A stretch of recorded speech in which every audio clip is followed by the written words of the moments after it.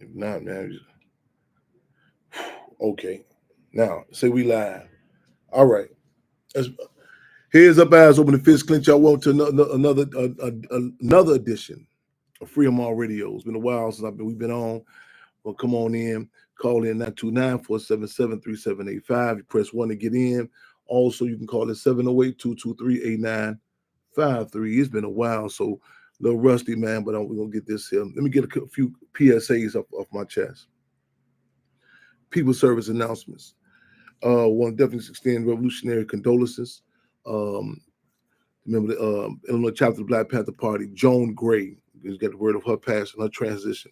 When it's the revolutionary condolences, club and community condolences. Joan Gray, also Mama Ayala, was the wife of Herman Ferguson.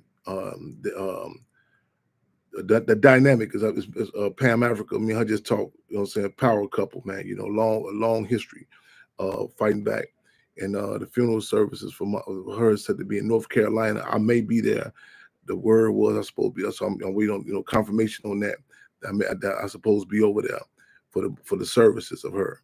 Again, Mama Ayana, y'all may have heard, you know what I'm saying, her and Herman Ferguson, I said about power couple, you know what I'm saying, freedom fighters. We're gonna talk about a number of things. State of emergency declared in Haiti. State of emergency declared in Haiti. State of emergency declared in Haiti. Also, case of Isaac Goodloe III, Carol Stream, Isaac Goodloe III. So what I'm saying is you might want to type some stuff in, do some background research. Isaac Goodloe III, murdered in Carol Stream inside his bed. You might want to type in, get updated on that. Isaac Goodloe III. Also, Super Tuesday, in regards to the who they got set to be running for screen on background. I don't understand what's going on. Can you see me though? Yeah, you see me. Okay, it says a black screen on the background. If it is, we're not gonna major minus. You know what I'm saying? If it's a black background, whatever, as long as you can see me on there, I'm not, you know, so we're not gonna major minus. We gotta work with them. You know, it could be, you know, the counterinsurgency or just some technical things I'm not familiar with. But I gotta do what I gotta do. And I hate to say that word I. Gotta do what I gotta do. Gotta work what we gotta work with. This kind of goes into a discussion I want to talk about too. Also, Councilman Eric Mays. Councilman Eric Mays. Flint, Michigan. And we'd all, you know, say, long live Councilman Eric Mays, Flint, Michigan. We just went down to express our condolences to him after we left Detroit. We rode down to Flint, Michigan. We touched down members of the Defense Captain Mark Clark's family. Phenomenal discussion. Some more stuff that happened, you know. But Eric Mays, obviously say he just passed away. Our thing is they took him out, you know. And, even how you assess things, you know, tells your political viewpoint. We're going to talk. Those are the subject matters we said to talk about. But on first and foremost, want to get that up, you know what I'm saying, get that out there. We have any callers in queue as of now? Fremont, Brother Chairman, no callers in queue. Callers, if you'd like to come into queue, please press 1. Fremont. Fremont. A few minutes ago, got a call. I'm talking about earlier today too. Let me know I got a call in queue because I know once I get on this, it's gonna be rolling. Got a call a few minutes ago, and Mama Dorothy, who I love and respect, and she was saying she was at an event at Precious Blood Church, and they was asking these young brothers and, you know, and sisters, like, name someone that impacted their life. And she said a young brother had said something to the effect, they say Chairman Fred Hampton Jr. And Mama Dorothy had called me, and she had said something to the effect that, you know, she don't put him on the phone with me. And I said, well, I'm about to do the radio show. Come on. She said, okay, we'll call later. I said, no, not call later. Call into the radio show. Have him on a radio show. This is not you know, I said I want to vent earlier. Sometimes people, you can vent, but this is not what this is designed to do. This is a program. This is a program of the Black Panther Party Cubs. Similar, like you had the free breakfast program. You may have come for somebody may have come there just to meet a woman or meet a guy, but it was a program that's a survival program. This is a communication. know what I'm saying? This is to dispense information. It's also for inspiration. Many times we have one-on-one conversations. The deal is we're trying to set a revolutionary climate where we can have, you know what I'm saying, that you don't feel isolated or peer pressure, you know what I'm saying? But now I'm not ego tripping. It's important for this young brother to call in so people can make connection. We want you to call in about your cases.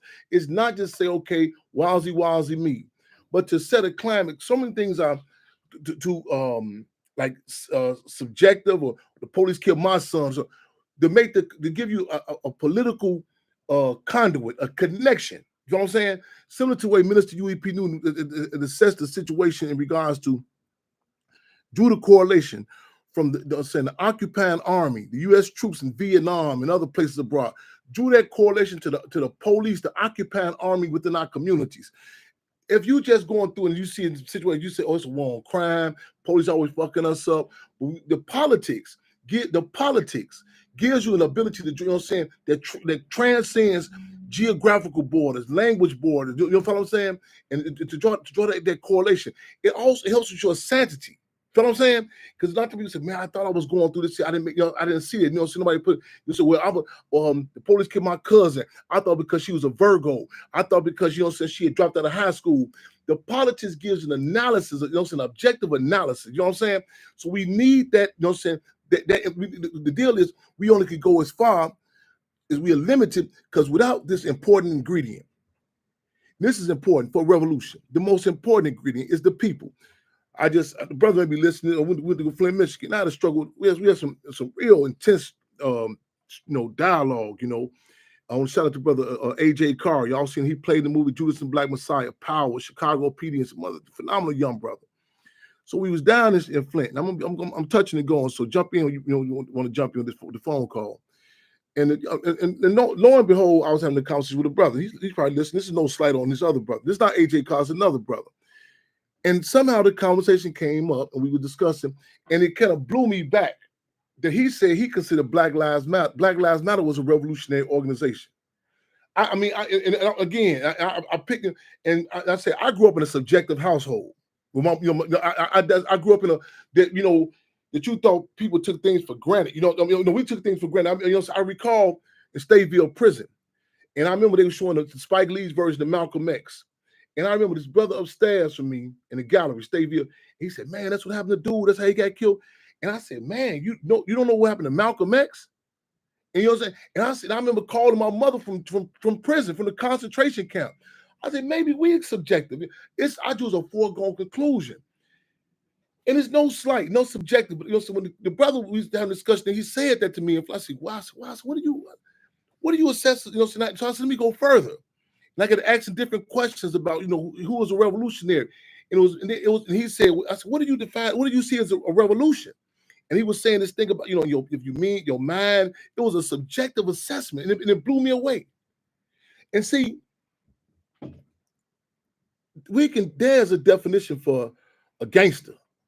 There's a definition for a hustler. You know what I'm saying? Now, just because a cat hustle does not mean he's a hustler.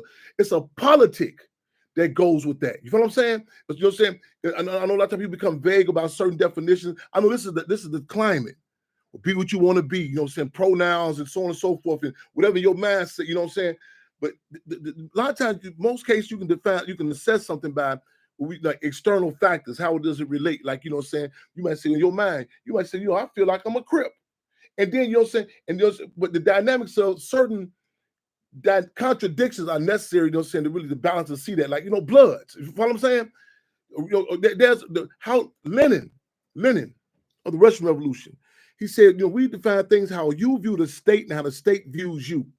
How you view the state and how the state views you. That's like a litmus test for you to see. You know what I'm saying? You say, well, you come out and say, man, you say, okay, you might, they on subjective mind. Don't wash up or something. Say, man, I give you an example. I forgot this judge's name. This was in response to the conditions in the isolation. And the deal was that the decision came down from, I think, the Supreme Court justice said that when you are in isolation, when you're not around other people, after a while, there's no way of defining what you define, you know what I'm saying? Cleanliness, if you clean, you know what I'm saying, you need that dynamic. You know what I'm saying? Because in your own subjective mind, you might say, man, I don't smell nothing. Let me confess to you. There are times when I be around dogs so much, like literally. You know what I'm saying? The Hampton House Hounds, you know what I'm saying? I really do not even smell the dogs. Like literally, you know what I'm saying? Someone say, man, the dogs, what? You know what I'm saying? Because it's just, that's the time, you know what I'm saying? I say, I'm get away from these humans for a minute. I'm just around dogs.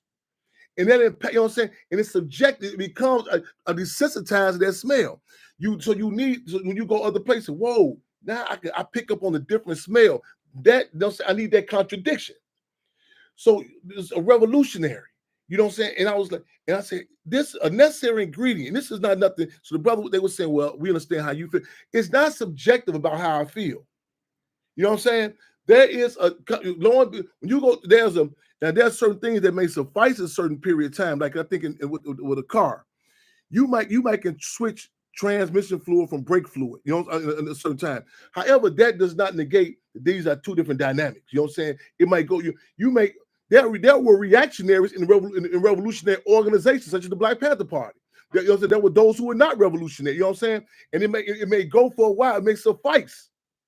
But don't think you can take that, you know what I'm saying? You can take that ingredient out and put it in another dynamic and say, okay, well, this worked there.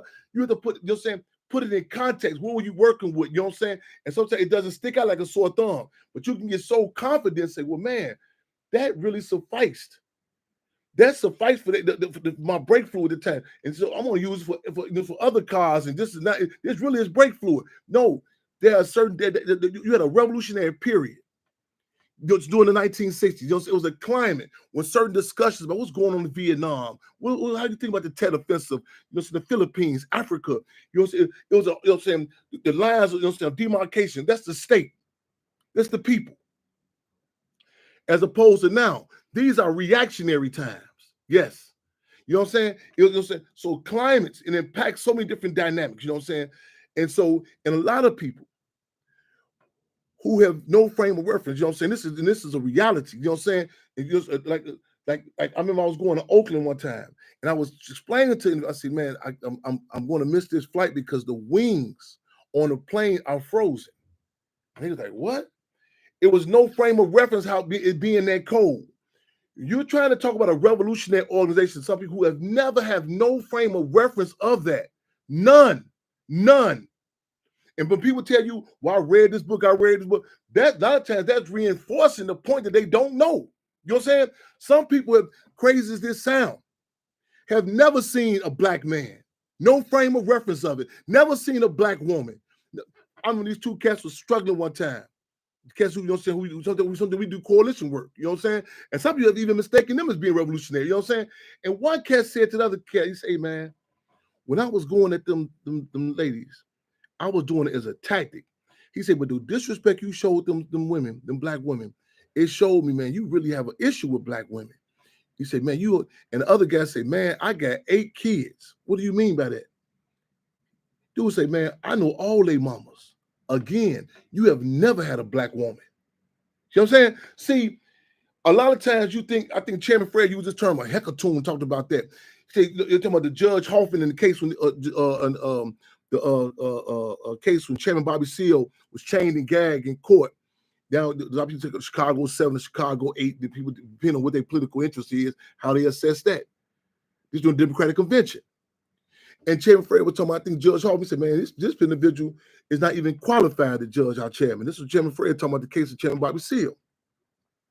He said, man, he said different jobs you were brought back up to be reevaluated. You know what I'm saying? Are you able to do this, so on and so forth? He said, this judge is not capable. And he's like, man, he said, you go in there, you see him with the robe on. You say, well, man, you automatically you draw the foregone conclusion that his facilities are in place. You know what I'm saying? He can make some decisions, so on and so forth. You know what I'm saying? And then he said, man, he said like I think a hecatomb, I think it's a hecatomb. He said just because a monkey drives a car does not make it a human being. And see, due to a lot of times race in particular, and this had most the assessment of race and class. I mean, I was struggling with sister one time. This is no slight. I was talking about Kanye West. I said very intelligent. I said issue serious. Her husband said, well, no, I don't. I said, you mean to tell me if this guy pulled up on you for an Uber ride with them boots on, you wouldn't question his mental stability? You know what I'm saying? See, certain you can, you know what I'm saying, you can close certain things and throw out certain dynamics, not to the ruling class. You can, you know what I'm saying, you can dress it up. But that does not change the internal organs. You can go to the store and a mannequin, you know, can have all the different features of a human being, but this not make it a human being. You know what I'm saying? And also, if you add to the fact, a lot of people that thirst, that depriving of any frame of reference, like you're saying, like a mirage, you start seeing. In fact, you start making something they ain't to be. When in fact it was a thing. We was locked up. We would use this term. Like you'd be locked. We'd be so hungry. We would you talking about, man, what you eat? I'm eating a dream sandwich. They would be dream sandwiches. You know what I'm saying? And it would suffice for us to keep us just to keep us moving. But you know what I'm saying? But something, the reality would hit. You know what I'm saying? You ain't no, this ain't food. Don't you know? See, one thing, if that suffices for you as an individual in certain locations, certain places, you can sell certain snake oil. You know what I'm saying? Certain places you can run. Man, this is a leader. You know what I'm saying? It was just, so this is a man, this is a woman. It's certain things that you can suffice it in that jail cell by yourself with those hunger pains. That may suffice for you. You know what I'm saying? Believe me, it's to hell me over sometimes, that dream sandwich. Now, the problem is you get so emboldened and you by yourself, you start going other places. You start talking, hey man, I trade you my sandwich. I let you get this sandwich for $2. And so people looking, some people they might go for you, might can do that. You might can sell that snake oil. You might can say this is a rebel. You might tell who is this revolutionary organization, this is blah, blah, blah. Certain things, certain contested conditions, it won't go. At certain times, it won't go. It's, you know what I'm saying? That's the ruling class. They can sell certain things. You know what I'm saying? I mean, man, regardless, they can, you know what I'm saying? Because power impacts your ability. Like they say a lot of children, you know what I'm saying? They bring in their resources, their money, selling drugs. You know what I'm saying? The mother said, well, maybe he won the lottery, so on and so forth. You know what I'm saying? But then a certain reality start hitting in. You have to confront it. You know what I'm saying? And so these are what we refer to as contradictions. This is what we refer to as contradictions. You know what I'm saying? And we welcome contradictions. A lot of people say we don't want to talk about that. We want to, you know what I'm saying? Let's not have that. Let's have, you know what I'm saying? And if you can, some people can afford that luxury to be in this bubble. We welcome contradictions. We say, in fact, we do more than that. We say, let's heighten the contradictions. Let's have this, you know what I'm saying? Let's see who is who. Let's see what is what. Because at some point in time, the rubber meets the road. You know what I'm saying? You're going to be confronted with certain dynamics that will endanger, you know what I'm saying? Impact history, impact people's lives. You follow what I'm saying? And that's the dynamic, you know, so we talking about that today. We also talking about Haiti. Fremont to come around. We have Deputy Field Marshal on the line. Fremont, welcome to Fremont Radio.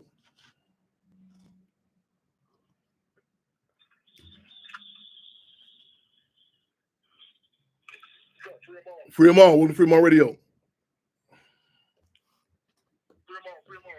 Fremont, welcome to Fremont Radio.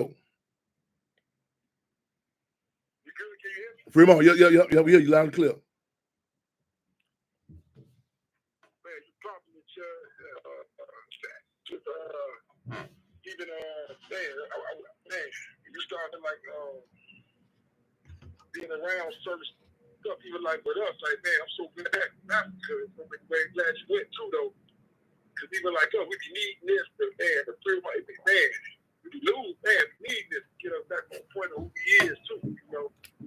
Without this content, which is great for Cliff Salute you and Mama Conrad, man, for carrying on that legacy and teaching us out here, like you said, I had no frame of reference to myself growing up until I got, man, with this politics, we ain't had no frame of reference. We ain't no difference between the gangster or a revolutionary with this. So just want to Cliff Salute you and Mama Conrad and the man keeping these politics going. So we even had this, and we growing up, like you said, we only had two choices, whether to be a banker or a boy scout. And we give these youth and the people in general just another choice to understand what it is to be a revolutionary. One that has no frame or fucking reference. Like, period. Like,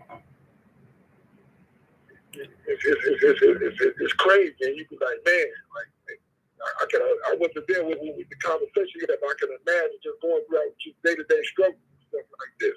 But man, just like I said, just glad to be back on the radio, man, doing on the PMR radio program, man, it's needed. Right on, and let me say this. You know, I like you know, and I don't want to bet. I want to bet my soul, but I don't want even to give like the PMR radio. This is a lot of people see the end result. The revolution on our own terms. What I mean by that is people like they think it's just okay, it just happens, you know. So there's so many the struggles to get to pull this off. And the deal is that of self-determination. I was speaking today at I got a phone call from the son of a brother who impacted my life.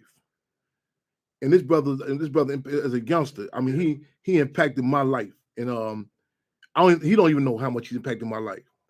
And his son goes to this school. It's like a training program, and they called. And I said, "Well, you know, I'm gonna do that." And in fact, it tricked another brother who impacted my life. I remember different incidents, but his son went through some trouble. I said I wanted to go make sure I touched down with him, you know. But today I went to this school today, and when I got there, I walked in. I assess a room as soon as I come through the door. My life depends on it. A lot of people, you'll say they said things, you're Virgo. I recognize that certain conditions such as crack cocaine, penitentiaries, generational damage, that trumps your astrological sign. That trumps it. That, you know what I'm saying? It's a different in the Gaza Strip. You can have a blanket assessment on what these are. This is the Muslim community. After going through the degrading strip searches. You know what I'm saying? The degrading strip searches and what happened to it's going to be a different assessment of not only that generation, generations to come. Even when you show you what they call, you know what I'm saying, and like people refer to the crack, they call it crack babies, crack generation. We don't like that term. A community of people being demoralized. The dynamic of impact. I struggle with a lady who I love and respect. She's told Pac would do certain things he didn't have to do. No, it's in him. It's in him. You can't come from a generation. You can't come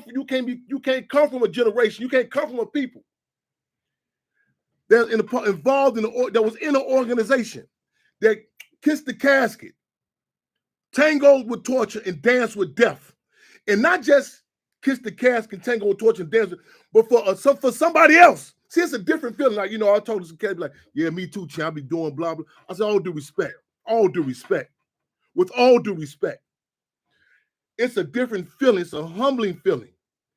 In fact, I'll go so far as Minister Huey P. Newton said, one of the most difficult jobs of being a revolutionary is fighting in the interest of people who don't know their own interests. That's the most difficult job of a revolutionary. Because I tell you, it ain't no, you say, what the payoff at? You know what I'm saying? I look at myself sometimes, I try to, like, you know what I'm saying, certain moves. We weren't even planning on going to Flint. It was in Detroit. You know what I'm saying? Got the word about the Eric Mays. Say, man, let's give them a few dollars. We can hit the road going for Eric Mays because the commitment, the symbolism of Eric Mays is counseling. You know what I'm saying? And see, the politics of it. And a lot of people can't say, well, I don't see the financial benefit of it. That of, you know what I'm saying? The impact and what type of people it produces. You can see what I'm saying? That Mama Dorothy, that child said to them at school, he said, man, Chairman, I'm not ego tripping. But again, we talk about real models, not role models. How it impact. I spoke the other day. I say, man, I sympathize with people who don't know who a Sekou Odinga is. I sympathize for him. For those who don't know, who was locked up. Again, one of the cases he had was going to assist to liberate Asala Shakur from the concentration camps. You know what I'm saying? Man, it's a generation now that has never even seen a rap group. Not a rapper, a rap group. I'm talking a group of people who you have to be disciplined and say, okay, that's his line. Let me be cool. Let me check. I want to say something. Hold on, but no, that's gonna mess the structure up. You know what I'm saying? Let alone see a revolutionary organization. See, there's certain things I'm limited. See, I'll tell the brother back in Flint. I'm gonna go back to the school thing today also. I said, listen, people, they'll say, I told the lady today, the teacher, she said, I came and spoke today. When I come into school, I assess the room like this. Richard Pryor says he's a peopleologist. I said, I like that term. So when I come in, I'm able to pick out certain forces. So you get, you know what I'm saying? Again, these cats 20, 30 years old. Now some cats are going, well, is he a Virgo? Is he a Christian? Is he a Muslim? I'm watching the body language. Because see, especially with the colonized community, people who are oppressed. And see, I use that term because sometimes I got to go there. And I say one term that I hate to acknowledge. I heard two people say this term before, and it hurt when it cuts when they say it. I know it, but I don't like saying it. In fact, I'll tell you who's Taharka Bay on this podcast and actress Jennifer Lewis. We are a conquered people. We goddamn right. There. It hurt to say it. It hurt. Yeah. It hurt to say it. It hurt to say it. And when you cut, I like to. When I say terms like stand down, or I'm trying to with dignity, trying to maintain at least a front to keep us alive. For, you know what I'm saying, for the process of it. You know what I'm saying? My man works so much. I'm even how I move. I want an office before my office for the officer of the day. To keep that structure keeps me who I am. This is my I spoke today. Revolution is my religion. And see, without it, you need when you have nothing to stand for, nothing you believe in. You might can suffice, but it never comes out who you or what you are. You know what I'm saying? Some people can make it for. I'm under contested conditions with any weakness, when motherfucker pull any stunt. The hijack with the, you know what I'm saying? A legacy. Imagine I come in this classroom. So you got one guy, he laying back, slouching on his cell phone wall. So when I start speaking, I say, hey, my man, check this out. All due respect, I'm about to say, man, I need you to put the phone up, So he, put the phone. I said, let me preface with this first. I'm not getting paid to come here today. There's not no community service, no parole I'm on. I gotta do this here. I'm here for a young brother told me to come out here. I had to get gas money, borrow some gas money to get us. Let me be clear. Let me first. I say, second of all, try this. Treat me like you treat white folks. You go take your motherfucking ass in them courthouses. Try some motherfucking respect. Sit on your hands. Do what the fuck you got to do. So you can see his body language. Like I tell people with children. Check that motherfucker. Get him. Move him. I told a lady, I say, you need to take him out to a padded room or something. I said, like I tell people with children, that motherfucker will corrupt the crops. I say, it's some people who want to grasp this here. They're in their beginning stages, like a fetus. They're not strong enough. Like when you garden, certain weeds could choke certain other tomato vines. It ain't strong enough to hold on its own. And you got motherfuckers that will corrupt the crops. Move them to a padded room or wherever you got to go. So she takes them out. She talks to him. She asks, she don't take them out. She asks him to step out. The words are important. So she talked to him. So he goes out. So I'm talking to the youth and everything. He comes back in still with an arrogance. So I'm talking. So I take me a coffee break. I go give me coffee. So she say, could you tell him how your father was 21, how, he wasn't caught on drugs, he wasn't on drugs, he, how intelligent he was. Could you, do that? I said, I'm gonna address that and some more things also. I say, when I ain't know if a motherfucker took that boy out there to breastfeed him, I ain't know she took him out there to breastfeed him or what. I say, let me explain the 60 to y'all. Let me explain the climate. Because a lot of times people look at individuals. See, Chairman Fred was not an individual. He's not, what I'm saying? He's a revolutionary. And you must have an organization and people to be, what I'm saying? That's revolution. Ain't no individual making no motherfucking changes. You know what I'm saying? Now you can be you know what I'm saying? A lot of people be calling me. I say, don't get me wrong. I'm a physically big guy. You know what I'm saying? I get out. But the people is the most important ingredient. So I said, let me try to give y'all a timeline, put things in context of what the 60s was like. I say, we want this romanticism about this. And I said to the teacher, when you asked this young child to come outside, and I told you, I said, take his motherfucking ass to a padded room. See, in 1960, Malcolm X talked about on the front of a Life magazine. A girl in China had a 45 to her daddy head. And they said, why are you doing that? She said, he betrayed the revolution. He betrayed the revolution. It was a climate. It was a climate where a generation told their parents who had recently got to up north, we love you, mom and daddy, but we ain't up with them white Jesus on the motherfucking walls. We finna stand and fight for our people. Love you. But this is what this has going down. Challenge the class piece, no matter who is sent. Whoever it came. As Chairman Fred said about fallen comrade Larry Roberson. He said, whether it be my mother, my father, wherever it be. Whoever it be. I'm committed for this to this here.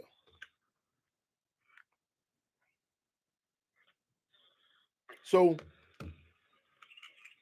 this is a revolutionary period we're talking about.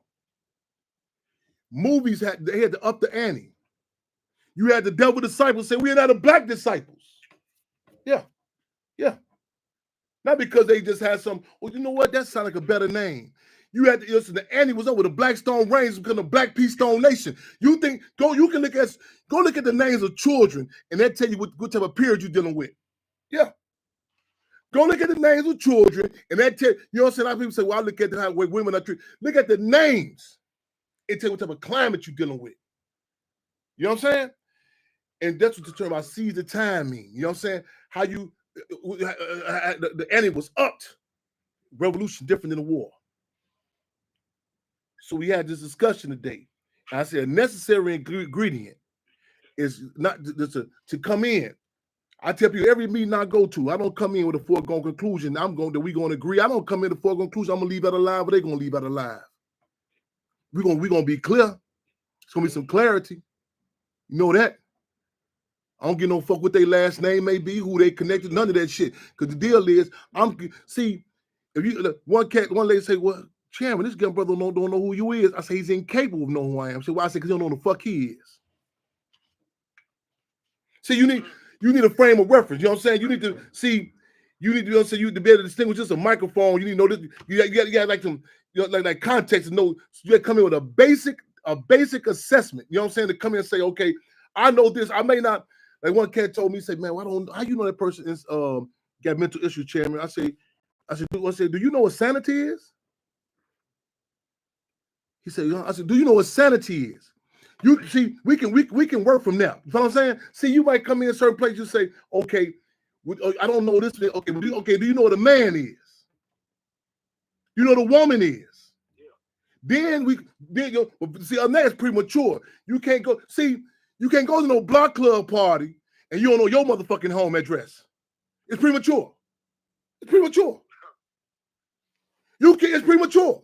You can't go out there tomorrow. Let's have a block party. Where you live at? Well, you know, I stay out here. You know, I believe the earth. You know, we all together. We human. Oh, motherfucker, you fuck. Oh yeah. Matter of fact, you perfect picking. You perfect picking. See, when I was in Cook County Jail, the guard in Division 6-2Q, she came on the deck and she asked him, "Who is that man? Who is he that he can go on the lower deck with the vice lords, the middle deck with the black gangsters, the top deck with the stones, and still move around with all y'all? Who is he?" And some kids say, "No, you know, was he cool?" No. I said, "Do she speak English?" Yeah, okay, we don't need no translator. I'm Chairman Fred Hampton, Jr. of the Black Panther Party Cubs. Yeah, I'm clear. It was a joke they made about me in the penitentiary. They said, man, he can go to the Muslim service, Hebrew service, disciple meeting, vice lord meeting, stone meeting, and still come out Chairman Fred. And a lot of people say, well, we all get, no. I don't recommend it. I don't recommend that motherfucker eat Chinese food. Because if you don't know who you are, it's certain places where I told a guy in Joliet Penitentiary, he came in. I would see him every day. He on different galleries, doing different groups. We had structure. It was certain galleries that if you went on certain galleries, we knew what you was on. So here you go up there. Yeah, the bullshit. It was a structure. A lot of people say, well, we should just get all together. All us be come together. We should just get lava lamps and all the prisoners be on the same. I said, yes, yeah. I said, it's your first time locked up, huh, man? I said, man, this might be your first time outside of your home. Because in the real world, it's some shit that goes on. Prison, as Minister UEP News said, is a microcosm of the outside community. Prison is a microcosm of the outside community. And I know this, and a lot of people they've been spoiled, they've been breastfed, they've been in their own bubble. That's the thing. Like even narcotics, to get you, it's like the detached from the world, from the real, from the real world, and that's cool in your own bubble. When you start trying to sell them dream sandwiches, and you know what I'm saying, it's some real deal repercussions that come down.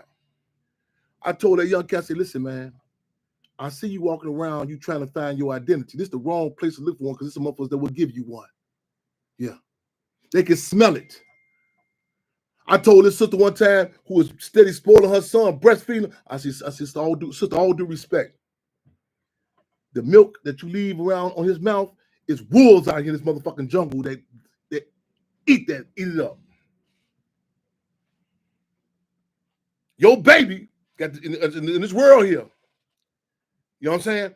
And these are certain places, it's certain things that knife can't. It's like bringing a knife to a gunfight. You know what I'm saying? It won't suffice, man. We want to talk about the state of mercy in Haiti. We want to talk about why is Haiti steady being not from a reactionary something like now is what's going on in Haiti. Anything you want to look at, when you want to talk about dogs, when you want to talk about people, you must take a historical and political analysis. When you want to talk about music, you want to talk about man any dynamic, you can come in with this surface assessment. You're gonna shortchange it, and it may work. It may work in certain places. And some people don't want to have this conversation. Some people want to just say, I just want to know about the sausage. I don't want to know about the sausage factory. I don't want to know about that. I don't want to know how it was made. And that's cool. But the deal is just certain people have to deal with the guts and the guts before the glory. Huh? State of emergency declared in Haiti. It's all the prisoners just breaking out. Or the historical context, hey, in 1801, the history, Haiti being the first black republic, free republic. I'm talking this. See, the system don't forget nothing. See, even the process when they kidnapped us from Africa, it was certain ones who didn't get past Haiti. So rebellious, leave them right there in Haiti. You know what I'm saying? You look at Dominican Republic, there's a different mindset. You say, wait a minute, this was the same island. Well, they get more resources. So what's going on? Politics. Everything. When you look at Haiti, why people from certain places, even Cuba, that can allow entry in the United States. Haiti has always been given a blockage. Always. Then you start pushing. You say, whoa, who is this cat? Toussaint Louverture. And you look at the different class, you look at the dynamics, even when the French had told them to come meet with them, and how the stunt they pulled them into jail. You start going a little deeper. You say, hold on, I'm getting the feel on it. I ain't all the way there yet. I'm starting to see what's happening here. You start looking at the history, so you say, whoa, who is this cat? Dessalines. You start saying, well, what happened to him? And they send the French and trying to make a deal with him. Say, listen, we'll give you this certain land, so and so. Man, he say, man, Dessalines say, Poupatat Boulake. For those of y'all who need a translator, that meant, goddamn it, he told the French, off of their motherfucking heads and burn their houses. France, U.S. imperialism, and others have never forgotten. Never forgotten. Yeah, they'll switch it up every once in a while. They'll put some shake on it. They'll put some neo-colonialism on their colonialism, so you ease you up for a minute. They'll say, okay, man, put some black faces in high places. Give them Papa Doc Duvalier. Back him up with baby Doc Duvalier. Oh, yeah, we finally some black representatives over here. We finally made it. Who's pulling the strings? And see, even in the generation, like a lot of people meet these I think like different, even if it's not in the forest and culture class. Oh, DMX, who I love, my man. I want the discussion to come up even now when he always talked about somebody who got him hooked on drugs. I think this is prime time right now. You know what I'm saying? For this to come out, you know what I'm saying? Soldier. But he was old man. But you look at the conditions, you know what I'm saying? Reactionary. Soldier. My man. He talking about even how he made the incorrect assessment. At Def Jam. You know what I'm saying? When they brought Jay-Z on his vice, I think president or vice president, when he said, man, it was running through the music company, he said, man, inmates running the building. That's what I'm saying they have in the penitentiary a lot of times. Where the front that you are given control, you know what I'm saying? Something that looks like us is put in play. But even deeper, not to get personal, keep it political. You have to look at the machinery, the machine. It's not, even if an individual want to do something, people talk about what you think about this policy, what's going on in Chicago, you know what I'm saying, with Mayor Johnson, what's going on in New York. When you see something that's happening on a large scale, I'm talking about state to state, you say, well, wait a minute, man, there's something, you know what? This discussion, you know what, let me put my math book away. Let me get some calculus. Let me get some geometry. I thought this was an addition problem. This is bigger than this. Well, no, I just want to keep my man in Chicago. I just want to do it. I don't care about what I want to. You say, wait a minute, there's something else going on here. Because it's no way, you see something like you wake up tomorrow and you say, man, they got fires happening all over in New Orleans, Mexico. You say, okay, well, there's a lot of trees over there. They said, no, it's in Alaska. You say, whoa, Alaska. Wait a minute. There's some other stuff going on here.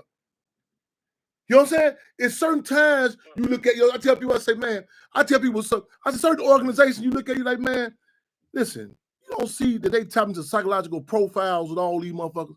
I say, if I join a motherfucking organization, everybody's a Capricorn, I'm saying, hold up, Jack. Hold on. What's the odds of this here shit? You know what I'm saying? So, to put it in correct, you know what I'm saying, Haiti, back to Haiti, the history of it, Dessalines, the resistance of it, you know what I'm saying, they have never forgotten. And I say it's like with the core of it, you know what I'm saying, it may morph, you know, it may ease up. And like even a revolutionary, it humbles me. It's certain things I tell people, when I was locked up in prison, I made it clear. I'm not, I'm not on no furlough. I'm limited. I'm in isolation. I'm limited. But you know what I'm saying? And it's my connection to and I'll acknowledge there's certain things that even Field Marshal George Jackson talked about. It was certain things he could assess out the outside community, but he was still not only part of, but a major representative of a revolutionary organization.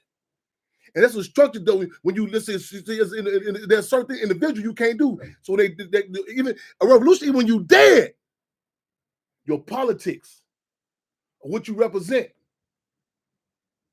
it inspires people in certain ways. They say, no, that's not that. And Pac was deprived of that organization dynamic. He needed. That's why he had a affinity for structure and people. I don't care to talk, man, why would he go fuck the game? You can't, he come from a cloth. See, it's in you. Like, see, you can't do that. You can't take in South Korea, they will have motherfuckers like that for 3 generations. You do your time. You pack us. Hey man, I'm gone, y'all. I did my time. I'm gonna check. Man, I'm through. They stopped at the gate. Where you going? I did my time. Oh no. Oh no. You can start working on Procreate now, cause we finna weed this shit up out of your motherfucking ass. You got 3 generations to get. Yeah, cause this shit is so embedded. And see, at certain times. You know what I'm saying? You mean motherfucker to a man, I'm gonna get a quick fix. This shit didn't happen to us overnight. So you go back and look at the history of Cuba, Haiti. You know, people in New York, man, Dominican Republic, they be tripping, they think they better. You think it's some shit just because they Virgos and Cap. The politics of holding a certain class of people over another class of people for generations. But showing images of you're beautiful, these ugly. For generations, after a while, it takes a life of its own. It's ingrained in you. Because your politics, even if it switch up, you will come back to your sister. No, that's pretty. This ugly. Even it don't make no logical sense. Pavlov's dog. You would go stay in the cage your damn self. You would say, I use this example. I grew up in the city of Chicago, fried fish and chicken joints all everywhere you look. I was fucked up in Flint, Michigan to go to a fried fish joint. And they said, what would you like? Would you like orange roughy? I said, what the fuck is that? I was fucked up. Because I'm in another plantation. And I thought all fried fish joints sell jack, salmon, perch, and cat. That's it.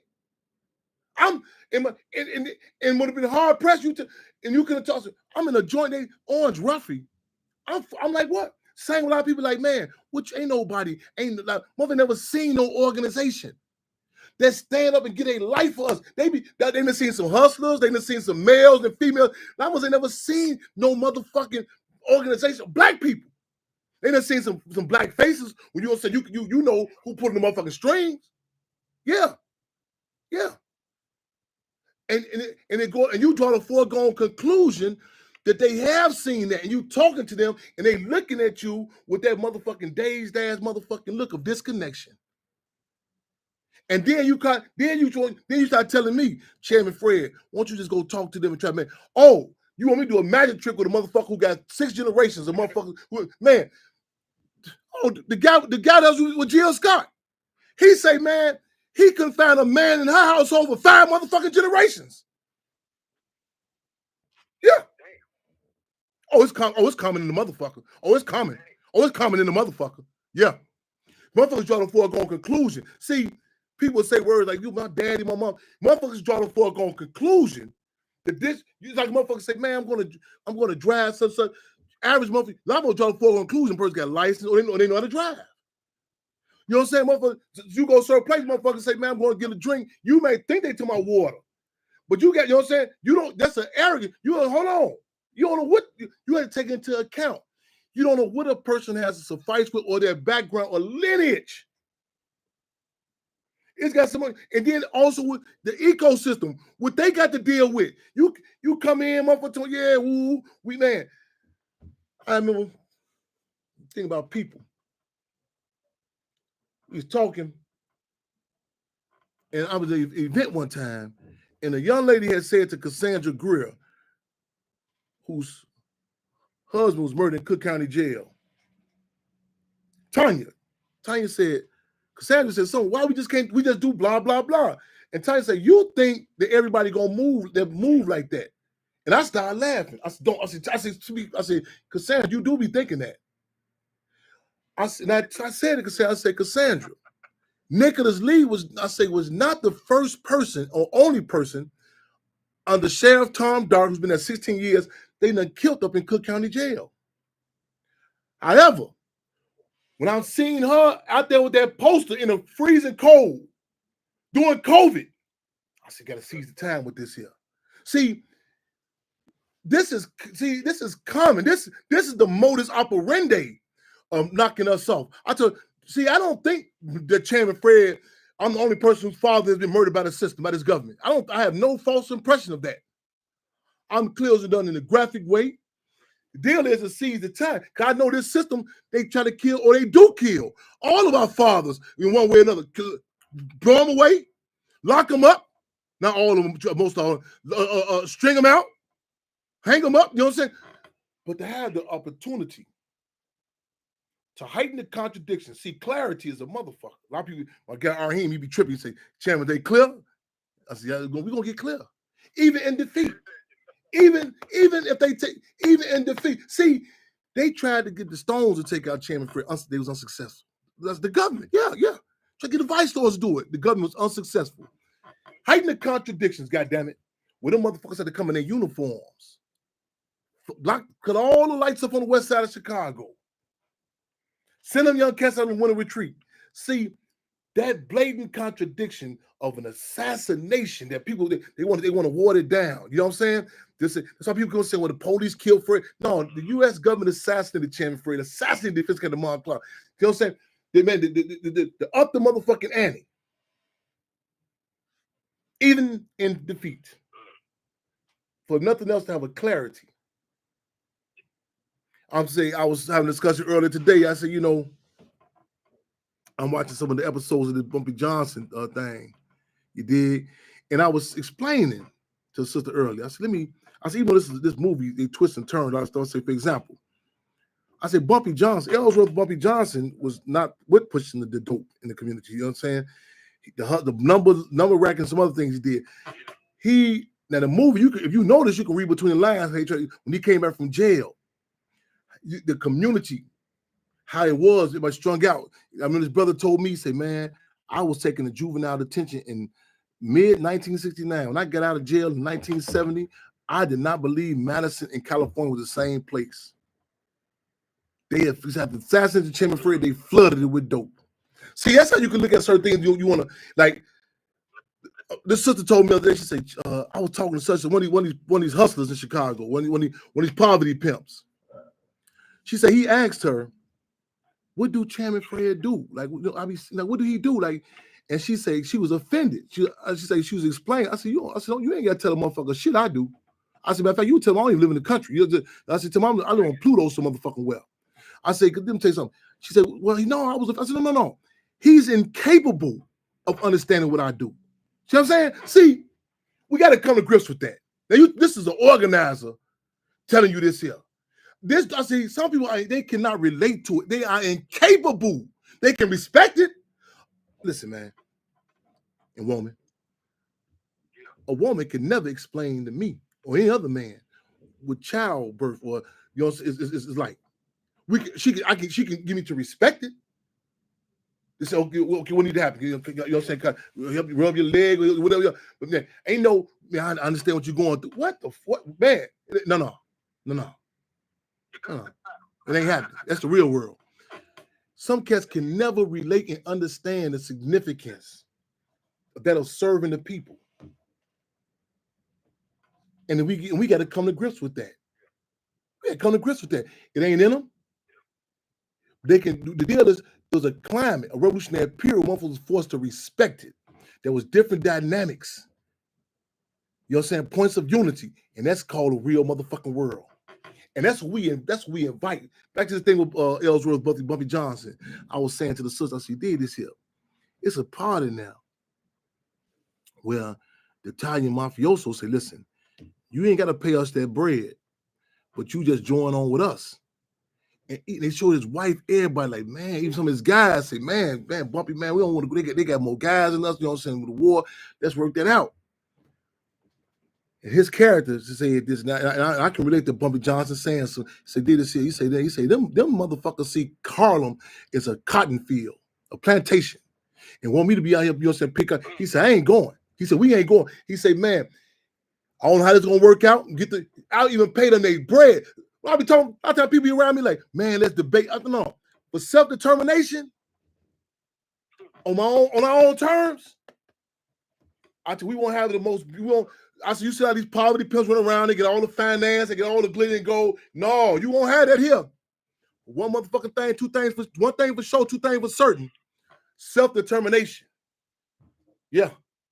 And when we say the titles, Chairman Fred, you know what I'm saying? Ambassador Franco, it's not ego tripping. It's a lot of people, the only thing they can hear Chairman is Robert Rules of Order, white folk. No. This ain't that. See, people say, well, the party was you. They was able to take Chairman Mao Zedong, read stuff, Frantz Fanon, and make it applicable to our community. A lot of organizations, they are parents for. It creates a potential culture, a culture clash. Yeah, we have different cultures. I know we don't hear that. I know we all part of the same race, human race. Kumbaya. Yeah, sound good. Now you come out from Utopia. Goddamn it, that mean this one fuck. This the motherfucking real world. Yeah. This is the real world. Culture, different cultures. In Ghana, I'm in Ghana. The brother is cooking food. He's explaining the turbo fish, another fish I'm thinking. Let me tell it. I know every motherfucking seafood in the world. What? I'm humble now. So what? The turbo fish? Oh yeah. He tells me red snapper. That's like nothing. So I get offended. Oh, what's going on? What you mean? It ain't nothing. Red snapper's a great fish. You know what I'm saying? Like you talk to some people, they be like, "That's my mama church. That's my daddy's school." They defensive. They hold on. They hold on to it. I'm red snapper. I like red. So I'm offended. He's saying that is. So now we in Africa. We talking on a world level. But in my mind, you gonna get. You're saying catfish. In this capacity, red snapper is the business. So now I'm in Ghana talking to a professional chef. This dude is in books and magazines. I'm offended. He telling me, man, so I'm like, man, really ain't nothing you talk about, man. You know, red's what? Red, shit, much red snapper, you got me, you offending me. He kept on talking. He said, the turbo fish, it calls such and such, you know. He said the turbo fish, this how they, he said, it's a great fish. He said, however, by me being from the Congo, my palate does not agree with it. the brothers here from Ghana, their palate agrees with it. So I'm looking at them to see if they're going to get offended. They don't like nobody get offended. Ain't no slight, no disrespect taken. And that's the dynamic of acknowledging contradictions. He's acknowledging about him being colonized in a certain, you are impacted by who you colonize. There's a difference between the south side and the west side of Chicago. That's the real world. To acknowledge contradictions.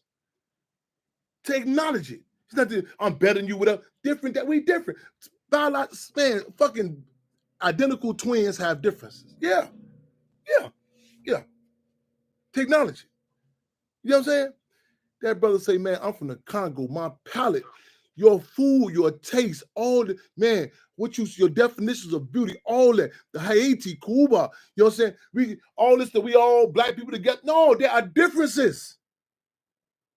And more than that, man, don't flatter yourself. You ain't got, man, you are impacted by who you are. Why you think in Brazil, they still the drum and the dance and the beat is still, because they're Aquariuses? It's because the Portuguese never made the drum illegal. The drum was illegal in North America. Yeah. See, law, listen, your children that was born during the coronavirus, the pandemic, yeah. I know. Yeah. Whatever child that child is different on how it don't touch or not been touched. Yeah. I'm talking the ones that Virgos, the ones that Capricorn. Yes. To come in the climate, to be born at a time where it wasn't good to even have interaction. I'm telling you, a child growing up in a city of Chicago where the organizational structure was destabilized is a different child. Talked to a cat one day, he telling me about here in one street organization. I laughed. He said, "It's so funny." I said, I said, it was destabilized when you was even born, Jack. It's a different child. It's a different reality. We got any more callers in queue? Now, while we checking on that, you got to press 1. Callers, you got to press 1. Press 1 to get in. Super Tuesday. You know, a lot of people ain't thinking about that shit no more. Super Tuesday, they say this came down to your choices. Trump and Biden. So back at it again. And I sympathize for you all who, yes, it's going in.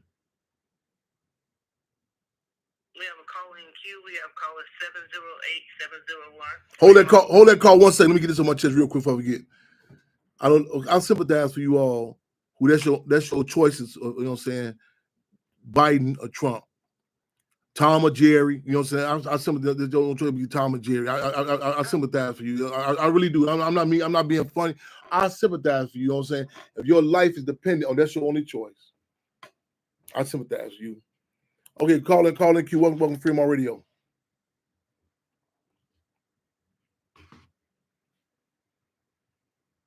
Hey, this is Bernard G. Simon. Say it one more time, caller. Who is it? Who is it again? This is Bernard G. Simon. Elijah's father, good friend of yours. Okay. Oh, yes. Thank you. Right on. I want to do it. Okay. Perfect. Okay. Let me hold on. Let me try my phone. My phone trying to dial it. Let me where's the outlet? Thank you for calling in. Yes, we talking about welcome to Freedom All Radio. Give us a little background who you are. While I'm. Thank you for having me. And this is we've been touched on. Again, my name is Bernard G. Simon. I am a descendant of second generation of Haitians here in the United States. And I'd like to first thank you for allowing me to come on your show. Thank you for coming. It's a pleasure to talk to you, Mr. Hampton. Thank you. Kudos to your father and all. He was a real warrior for the struggle. Right on. But I want to come in and say that you're spot on about Haiti. Yes. Haiti is a very, very powerful history and culture. Yes. And as a result, you know the land is not going to allow that spirit to overtake, the people that they rely on to eat. Yes. And it's important that everybody understands that this is not about race. This is about power. And Haiti has the second largest source of iridium in the globe, second only to South Africa. So explain what iridium is, if you can, my brother, just so people, for the audience, if you can, say what that is, please. Iridium is a precious metal. It's a mineral. It's a natural resource to Haiti. It's organic to Haiti. And what iridium is, just to give you context on how powerful iridium can be, it is one of the main precious metals needed to make batteries, in particular cell phone batteries. If you know the billion-dollar industry of cell phones, and in order to make these cell phones, you would need a natural resource of which you're already paying a premium for in other countries. And Haiti being destabilized, and that's not by accident, that is by design, they're destabilized. So now you basically have gold for the taking. And the colonizers see that, they understand that, and this is what they do. This is a natural system that they do. First thing they do, they will dismiss your complaints, your grievances. Then they will demonize you. Yes. And then eventually they're going to destroy you. And that is what your father, the warrior, or the chairman, I should say, that's what he was. Yes. They tried to dismiss him, then they tried to discredit him, yes, and then they demonized him, and ultimately they destroyed him. And that has always been their main mantra with everything that they have done since the beginning of the colonization. Yes. In every continent on the globe. Yes. That is how these monsters operate. Yes. So it's important that your callers and all of your folks understand thoroughly exactly what Haiti is. When they say that translates loosely to cut off heads and burn villages. This is the only way you deal with these monsters. You do not negotiate with them. You do not have discussions with them. They have no intent of doing anything else to control who we are, our resources, so they can continue their globalization. Yes. So I think the key word that you touched on that was very, very important, that not enough of our people truly understand the term of self-determination. Yes. There's a reason why there's no black country on the planet that is able to self-determine. Yes. They're only allowed to operate when they operate. Yes. So right now, when you see a country like Kenya offering to provide police security, first of all, they're not gangs running Haiti. That's a lie. Yes. The media is portraying. Yes. Those gangs that they're talking about were nothing more than the Fred Hamptons of today. Dig. Those are the people who took up arms, who have decided to no longer rely on government, yes, to no longer rely on police, yes, to be able to self-determine for their own country, for their own fellow men. Yes. Now the media calls this gang, the media calls this thug. Yes. Again, this is part of the discrediting process. Yes. Then our complaint, then they demonize, then they destroy. Yes. All the process that we're going through. So keep in mind that this is a power move. It's a power struggle. They're not gangs running the country. These are people who have been disenfranchised to the point where they're taking up their own arms. This is no different than January 6th in the United States, when we saw the act of January 6th. Now, of course, when white people do it, they're just patriots. Yes. But when we do it, we're thugs, we're gang members, all right? Yes. And so to really have to educate ourselves, your callers, your list, all of your network, really educate yourself on the power struggle that it is. It's not about race. Let's leave race out of it. It's a power struggle. So if you were dealing with the people that were smarter than you, stronger than you, faster than you, and you knew you were living amongst these people, you would to let us self-determine. Because for us to terminate, knowing that we are physically superior, intellectually superior, spiritually superior, we civilize these colonizers. They didn't even know how to bathe themselves. before they came into our world. Yes, indeed. So you have to really understand that this is a matter of power. They have to keep us in a position, in a weak position. They have to destabilize. Do you think these colonizers are going to allow Haiti and its rich history to be duplicated anywhere else in the world? That's why they got to keep Haiti ironic, the French. the French, and they, no doubt about it. They shook them up to the man, shook them up, Exactly. shook them up. Haiti destroyed. Exactly. So this is how they operate. And we got to look, and also told me that he met you. I was floored. I couldn't believe that. I met your son. I had to sit my son down and explain to him exactly where you come from. Yes. You see what I'm saying? And that of where you come from, that you literally revolutionary royalty.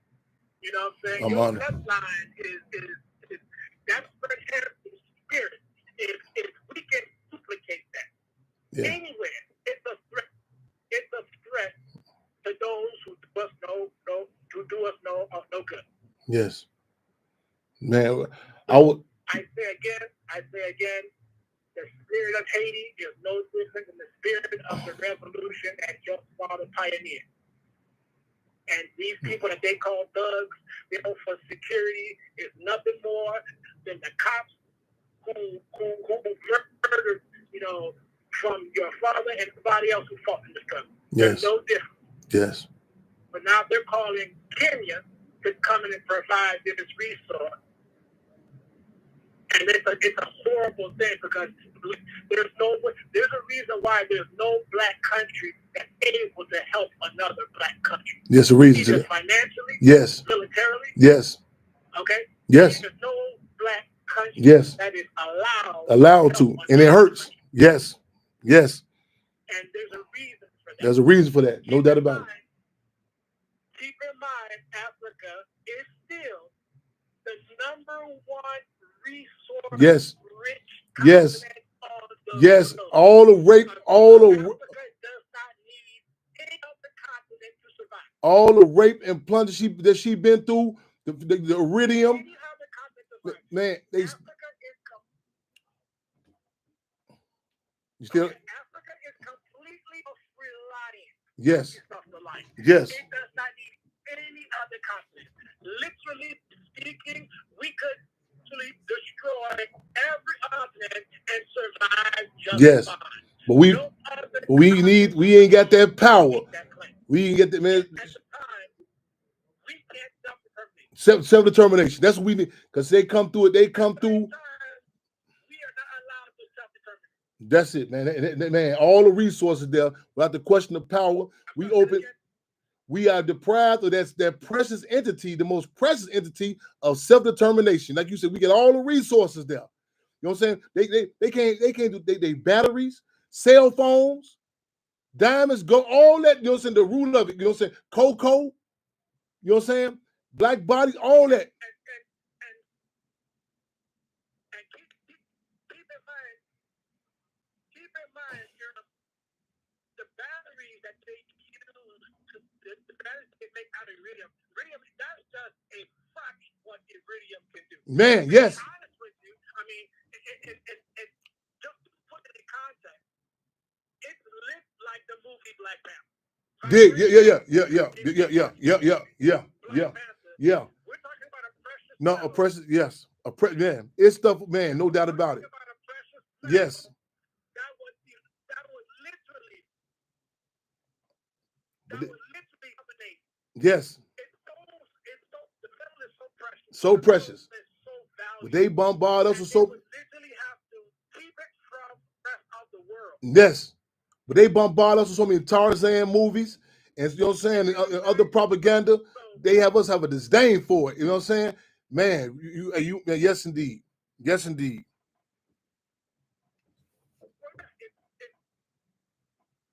the way they operate. It's how they able to. So, and this is what bothers me, and this is the difference between black consciousness and people who are really for the revolution. Yeah. That was the difference between politicians Yeah. father was a warrior. Come on with He it. wasn't about all this foolishness. Yeah. Okay? Yeah. He was a in this. You understand what I'm The saying? revolutionary. He talked it and walked it. So we hope.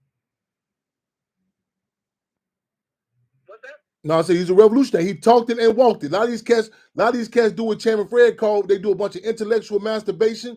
They, you know what I'm saying? They have no connection to the people. You know, none. Yeah. You own it, brother. Man. Absolutely. So we're talking about real revolutionaries. Yes. Real revolutionaries. These are people ready to take up arms Yeah. if necessary. Man. That is what they have to destroy. Yes. That is what they truly Yes. are concerned about. And they mad. The Congressional Black Caucus has a damn thing to defend its people from all of this madness. Yes. Not a damn thing. So that means that they have been allowed to pretend like they matter. Yes. They have been allowed to pretend like they can actually self-determinate. Yes. Okay? Yes. But in reality, self-determination comes with show of force. Mm-hmm. Peace through force. That is what they don't allow us to do. Yeah. They'll let us play basketball. They'll let us rap. They'll let us jewelry. They'll let us buy fancy cars. So try to go buy a hospital for your people. And not just a hospital. And not just a hospital. And not just a and not right on. And not just a hospital or a military or even a gun. The politics of that connection to the people. See what I'm saying? You know, I'm with you, brother. I'm with you. So I'm so glad you called in.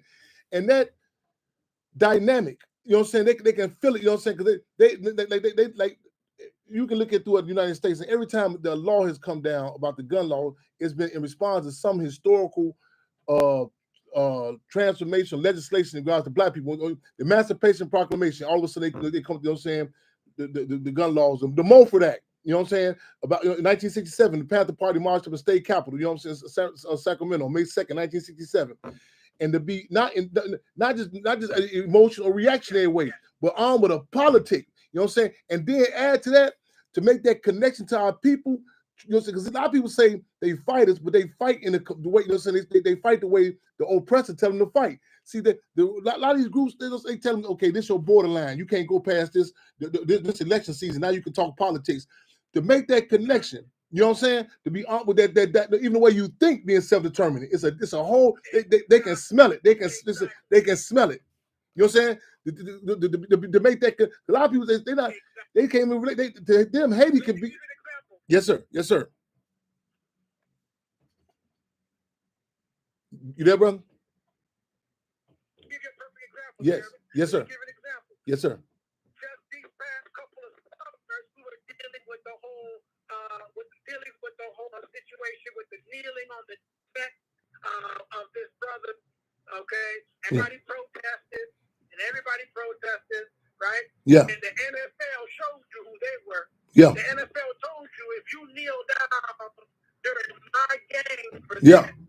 Yeah. I show you that this is not your platform to win. Yeah. And they even made comments like, we can't let the prisoners run the... Just to give you an idea how they think about those millionaires playing football.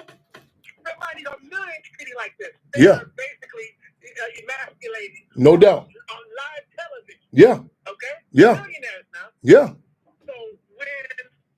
So when the point came to where we protested, we got all hot fires and all of the protest. Yeah. She come in and perform a time show. And we don't get crip walking, watch the Super Bowl, they're making it money, and we forgot talking about the fact that Colin Kaepernick play football. We forgot about all that stuff. You know. And now they're allowing football players to take the knee for Israel. Now, see, you gotta understand how these people truly treat us. Hey. They truly treat us. Wrong. I don't give a damn how many football players on the football field. If you don't own the land and you play football in, you're just another slave. If you get on a team, know that? Is 80% black, and you ain't got a single brother in the owner's box. And you know, hey, speaking of, It's slavery all over again. you know about the, hey, Same situation. you mentioned the football. You know, Rome, they had a tactic in Rome. Whenever they sentries would leave out to go take over other countries, the Romans, the Roman government would say they had a term called increase the games to entertain the people more so they don't uprise. Because a lot of people start saying, well, if the soldiers gone, let's stand up. And the Roman Empire say, no, increase the games, entertain them more. Because if you go back and look at a lot of time when the uprising started happening around George Floyd and others, that was during COVID, they when no entertainers out there, they could come out there and put me back to sleep. So everything is political.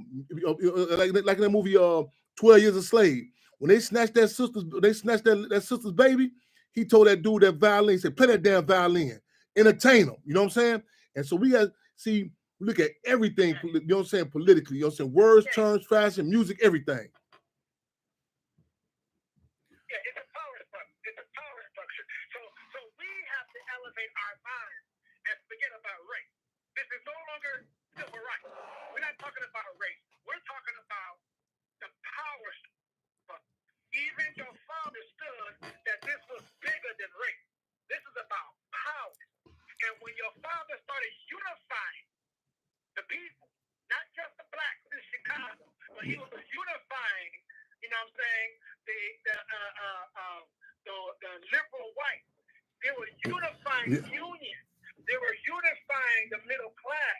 That's when he became a real threat to the struggle, and that's what they had to eliminate. And I think, and this is what we need to understand. And I think we can. We have to understand yes. as a people. And we can walk and chew gum at the same time. We can still acknowledge, you know what I'm saying, who we are. You know what I'm saying, without giving, like, you know what I'm saying. Because like I say, see, we're taught to believe that different, that everything is like, okay. For example, one of the things when they try to get the Panthers to go against the Stones, when Chairman Fred, when they go meet with Chief Malik, they hiding the contradictions. You know what I'm saying? They say, listen. He said, well, Stone. He said, we about the people too. We about making money. That doesn't so Chairman Fred, they acknowledge that. Said, what points of unity can they work with? You know what I'm saying? These race and class are that exist. You know, they exist, and the deal is a lot of times. So you come even medically, even if we just talking medically speaking, there are certain things that like I was having a struggle some other day by Bob Marley. I said, listen, man, the type of cancer they say that he had, they say it's even rare for white people. You know what I'm saying? They say like in the mountains, it's a real few people, very few people in white people in the mountains. I say, so it's certain. I say that's why I say they assassinated him. You know what I'm saying? I was having a discussion some other day, and so even we can come in. A lot of times this system gets us called in absolutes. Well, you can't acknowledge this or this. No, we can. I tell people we are realists. We're not racist. We acknowledge it. You know what I'm saying? You know what I'm saying? Because it's something that I say it's a top tool that capitalism uses. I say when the police when you listen on the police radar a car radio, they say black male, black. You know what I'm saying? And that dynamic is something that we got to acknowledge, but not become subjected to it. Because a lot of times people come in the door. It's like a lot of people say, "Well, I'm not going to talk to my daughter about sex." I say, "Okay, somebody's going to talk to her about it." You know what I'm saying? So we need to beat them to the punch. We have to acknowledge it, but not get caught with some sort of elementary assessment or reactionary response about race. You know what I'm saying? So we can do it, because every policy they come with, I don't care if it's the cell phones, they take into account your zip code, your last name, you know what I'm saying? All these different dynamics, you know what I'm saying? And certain things that different cultures exist. Okay, it's things that, see, I tell you, like Puffy Combs. They went through Sean Puffy Combs' lineage. There was no example of slavery in his lineage. People say, I can't. I said, yeah. They couldn't find out no slaves in his lineage. I said, man, they weren't shooting dice and they put this punk in place. You know what I'm saying? I say, then they get him around there who has no connection. You know what I'm saying? It's like it's an open slate. You know what I'm saying? Then they tie him into a culture of Clive Davis and them. You know what I'm saying? And the deal is, most people get caught and say, well, he got black skin. He's incapable of connecting to the black community. It's certain things that I tell people, I say, some of these so-called organizers, I say, look at them. They cannot connect to the black community if they wanted to. It is your culture. You know what I'm saying? Like, even with the Irish community, Daly had a different dynamic. You know what I'm saying? The working, the blue collar, the white collar. You know what I'm saying? He was able to connect, they played up that. So we had to come in acknowledging it, but not having an elementary assessment to it. You know what I'm saying? To come in, our music and certain things that we connect to, we can acknowledge that. But you know what I'm saying? But again, being very clear that we have to be armed with something so sophisticated. You know what I'm saying? Again, like it's other countries, other people who are under attack. They at some point have to draw the line. You see in North Korea, Kim Il-sung made it clear to the U.S. He said, whoa, wait. You're not gonna, he doesn't know blanket approach about we all Korean. He said the South Koreans are in line with you. In Vietnam, you know what I'm saying? Ho Chi Minh and G.I. they do a distinction. I was talking to a sister yesterday. I said, you heard of Bumpy Johnson? She said, I think he was a drug dealer or a gang. I said, whoa. His legacy is not that. You have to distinguish a Bumpy Johnson from a Frank Lucas or Nicky Barnes. I say Bumpy Johnson prison file described him as a race-conscious, cocky Negro. Well, watch it with the Black Panther Party. I say there were those that was in the Black Panther Party, and that. And that's the thing. Yeah. That's the thing. Yeah. They don't mind niggas. Their whole system is set up to deal with niggas. Their system is not set up to deal with conscious, politically, economic-minded young black men and women who know the power of self-determination. Yeah. Who understand that they are entitled to self-determination. It ain't something that you ask somebody. If you gotta ask somebody to be in self-determination, that means you haven't reached self-determination. If you have to ask somebody if it's okay to do what you want to do in your own country, that means you got to free people. Real talk. And So what? we, a lot of times, we associate freedom with money. Yeah. They don't Yeah. understand Yeah. that you are not a threat to anybody when you're rich. Right. Yeah. You only a threat when you have wealth. No doubt about it. Economic No. wealth that can change or uplift the people. No doubt about it. And they can. I So tell. I don't care how many Bugattis somebody may have in their driveway. They I don't really- care how many really- Rolls-Royces they got in their driveway. And a lot of. If you can buy and uplift the school system in your community, you ain't shit to me. A lot of them. A lot of them. My friend, I don't mean to No. speak any foul language. Oh, my brother. Hold on. Let me, no, brother. No, brother. No. Hey, no, brother. No, brother. We use foul. We ain't got no issue with foul. We have no issue with foul language. Listen, listen. The Panther Party said profane terms for profane times. So no, we have no issue with that, brother. Believe me, some profane terms for profane times. You know what I'm saying? Man, that's one of the issues. We keep on euthanizing this and watering this down. This stuff hurts. You know what I'm saying? And the deal is, man, we're not trying to make the Queen's English, none of that. You know what I'm saying? We had called this out. You know what I'm saying? Up front. You know what I'm saying? What's going on in our community? And someone calls, and all this phenomenal dialogue we having, and all somebody can see out this whole dialogue is, well, I don't like the way that this person did this term. We clear on that already through the door. You know what I'm saying? They're gonna major in minors. They have an agenda. You know what I'm saying? The deal is, man, I'm so appreciative. I'm appreciative you calling in.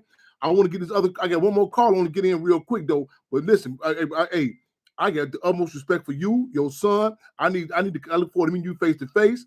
I want you to come. I want you to come on Freedom on Radio some more with us.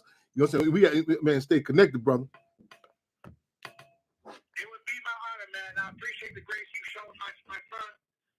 It's a real honor to speak with you, man. And I wish you all the best. You let me know how I can help with the struggle. Right on. You got my your son got my number. Let's follow up on this ASAP, man. I need you at least, man, especially right now.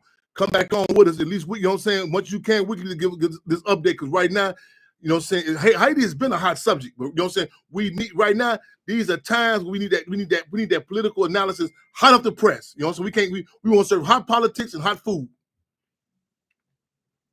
Yes, sir. Right on. Yes, sir. Yes, indeed. All right, Chairman.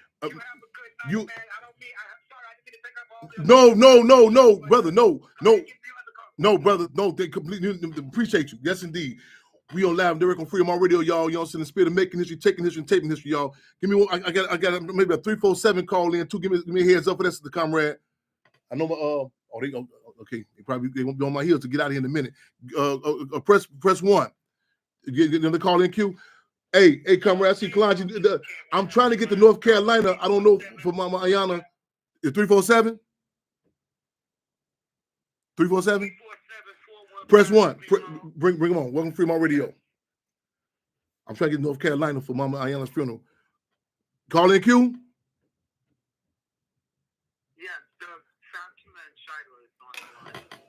Fatima and Shiloh, welcome to Fremont Radio. How y'all doing? Who is okay? Who is it? We on the timeline, but I definitely want to say who. I want to go. Who Shiloh's on the phone. So what is our? Does she want to tell us what she's calling in for? What we want to talk about? Or should I break the ice? I guess you break the ice and then she'll come in and talk. Okay, well, Shiloh, okay, well, now you just back in her place. She's our actual guest on here. Let me say this. Everything is political. Words, terms, fashion, and I always even the politics of swimming pools. You know what I'm saying? I like even swimming. And I people say, "Oh man, what they got to do with politics?" Well, I was recently seeing a situation in Occupied Azane in South Africa. And we was talking about this, what this white dude was like, these black children, he's fighting, and this is Africa. He was telling these children they couldn't come into the pool. This you can Google it. White man in South Africa, he was like, and them little brothers, they knew, they said something wrong with this picture. How is you telling us we can't come swimming over here? And you look at old images about when people throw acid in the water, white people don't say they want black people swim in the pool and so on and so forth. And even that dynamic is Chairman Frere as a child. When he's a child, one of the major 12 years old, seeing that there was no swimming pool facilities for black children. And Maywood, and you know what I'm saying, and one of his classmates told me, she said, man, we was 12 years old. He took these sticks and branches and cardboard, and he went over there and got us to protest. He said the police threw tear gas canisters at him out there. He did the hot tear gas canister and threw it back in the police station, 12 years old. We've been fighting with this, you know what I'm saying, back and forth about this pool in the Maywood, the aquatic center, to get back open. Because I think in go back and Google the history of that being named after him also. The mayor of then gave the last deciding vote, but it was like, you say, what's the significance of this? What's the politics of this, of pools, you know? And you say like the whole, I tell you, can't have a reactionary assessment on nothing. Like, we make jokes about we don't like going on boats and cruises because the history we have with boats and the boat ride they took us on before. But even the dynamic, you know what I'm saying, of swimming and you know what I'm saying, and pools. And so cut to the chase, fast forward. Some lady we're gonna bring on with us now. I've been seeing, you know what I'm saying, I got the word. I'm not gonna go into my respect and, you know what I'm saying, relationship with her family. I want you to come in objective. In other words, because I got the word about what you're doing, the fundraising and organizing that she's been doing on her own. I like that too, because I think we should have a safety net on children and other, and other people. I said safety net. I tell people, got your back, but you need to let you get your, get your limbs. You know, so I tell people, I'm Chairman Fred Jr. I didn't grow up in a place that said, oh, that's Chairman Fred after son. You know, so he gonna be, so he gonna carry it on to hold me accountable. So I've been hearing about this, the work that you've been doing. You know, saying about raising the funds and getting the work you're doing with the swimming pool. And that's not a popular subject again in our communities about swimming, none of that. And I've seen some of the footage of, you know, saying you in these competitions. And I say the politics of something like you to go someplace where they're not your peers there. You know what I'm saying? That's something different. And we really want to, like, you know, make something like a common conversation about, you know what I'm saying, swimming.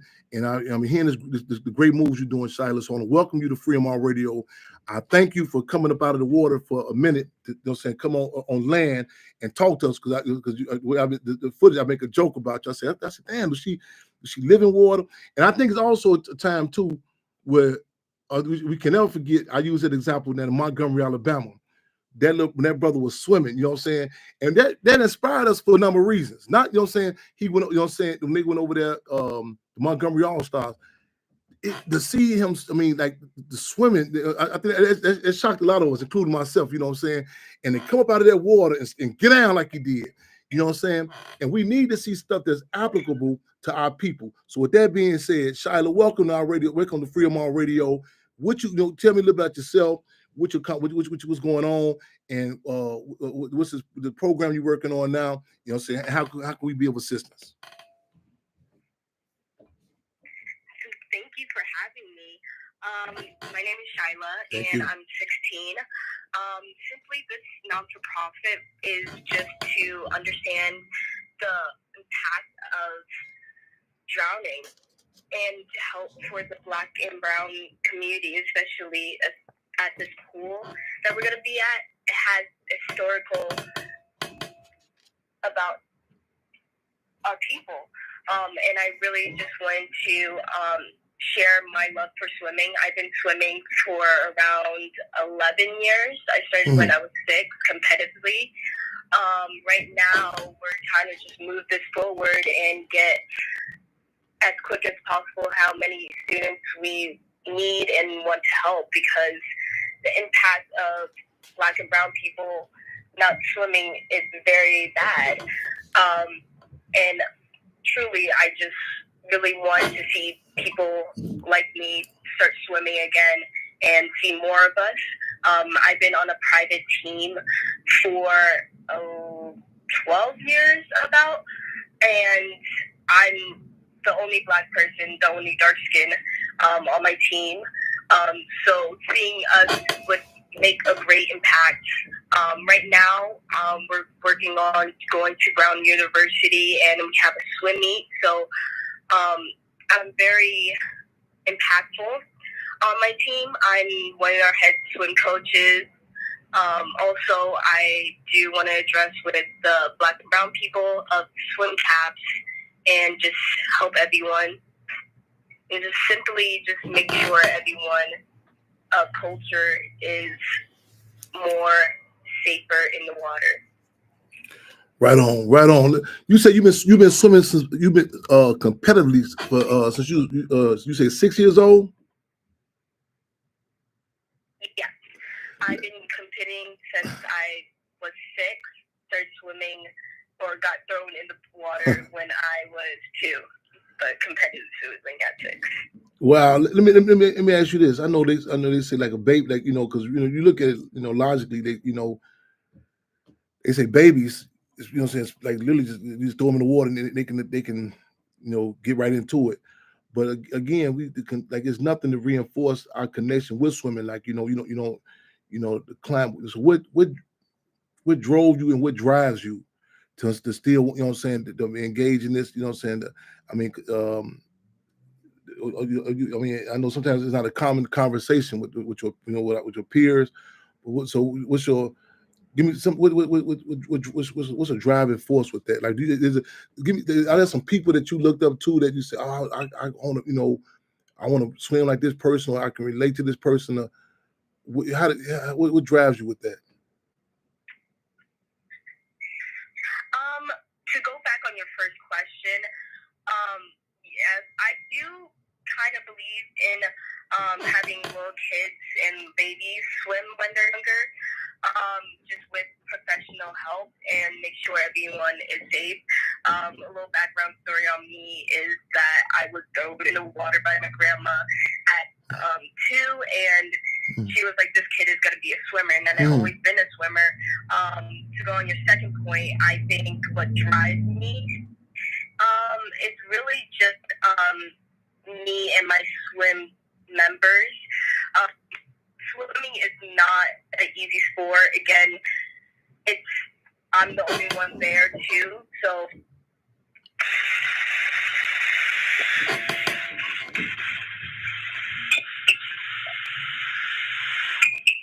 I'm still there? I'm still there?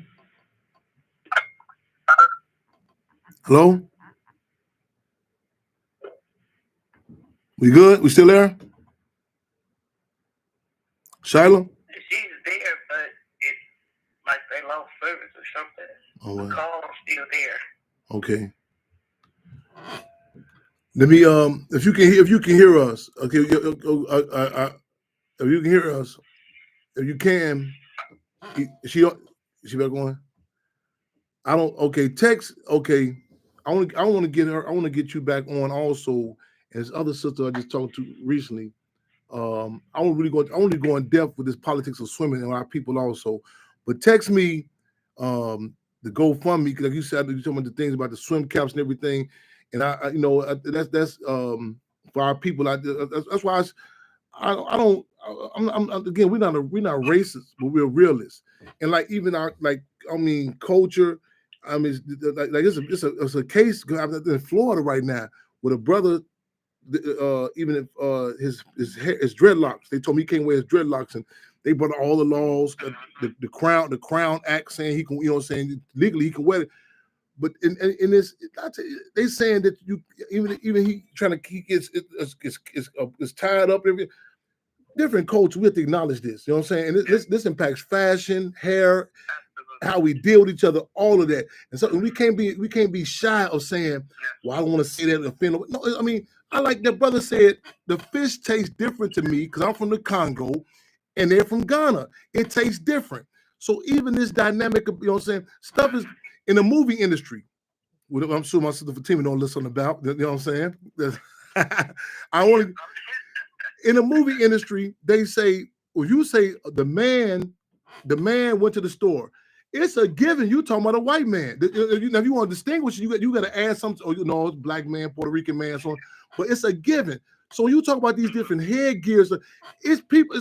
It's like a given. The gear, all that. So I really want to get this.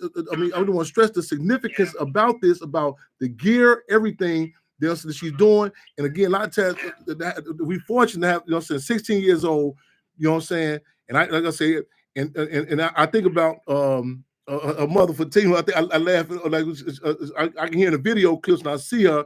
It was Venus and Serena, Mr. Williams, being loud, and you know what I'm saying, in an arena where first they looking like, what are you doing here? You know what I'm saying? Then less known to have that. But we want to back up play, to get that out there. And we got some more plans, we ain't gonna let it out the bag yet though. But I want to make sure I get that out.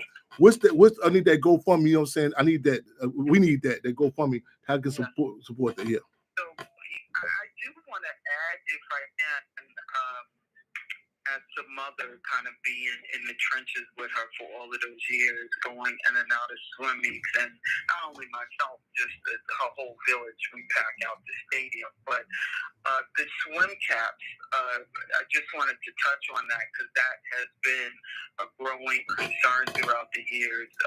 Just one, in addition, when we talk about the supplies to have a child in the water, the goggles, the head caps, all of those things, suits. That's a challenge, right? It's a challenge for kids, if they're interested in swimming, to actually have all the supplies needed to not only compete, but just to be able to swim. And a lot of public pools is mandatory to have caps on. And then again, with our children, if you have crowns, the average cap does not accommodate out here. So my daughter, throughout the years, she was swimming with braids, right? So she had braids and swimming on an all-white team and swimming at meets that majority of was white. And no one understood that, right? And I wasn't an avid swimmer at all. So I was coming into sport not understanding what to do. And she was swimming with caps, and in the middle of swim meets, caps, bursting, coming off, all kind of issues. And one of the coaches that was on her team at one point said, she just needs to cut off all her hair. And then she could actually swim. And this was, years ago. And, I was ready to jump on this.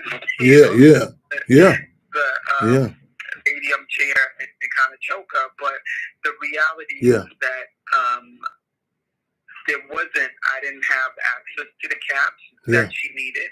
I didn't understand there was other caps. And then there was coaches that didn't have the same concerns, right?